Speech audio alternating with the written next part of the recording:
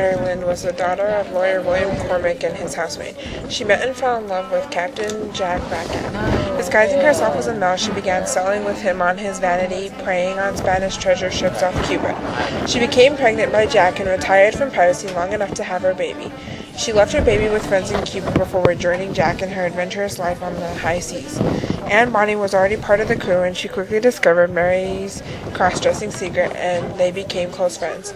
Their fellow crew members knew that in times of action no one else was as ruthless and bloodthirsty as these two women were. On October 1720, Bacon's ship was anchored off Jamaica, and a British Navy ship surprised them. The drunken pirates quickly hid, leaving only Anne and Mary to defend their ship. They angrily raged against them, killing one and wounding several others.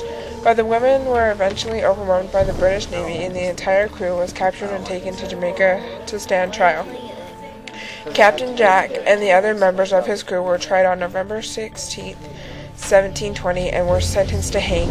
Anne was allowed to visit her lover in his cell before his death, and instead of loving words he was undoubtedly expecting, she said, "Had you fought like a man, you need not be hung like a dog."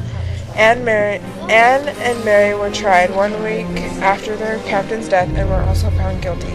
The judge asked them if they had anything to say, and they replied, "We don't repeat our vows." Both were pregnant, and since the British Navy and trial, their sentences were temporarily postponed. No record of Anne's execution has ever been found. Some say that her wealthy father bought her release after the birth of her child, and she was settled down to a quiet family life on a small island. Others believe that she lived out her life in South England, owning a shop where she tells of her journey.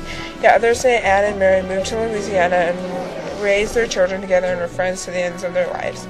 Last but not least, people should care about women pirates because it was one of the first equal rights for women.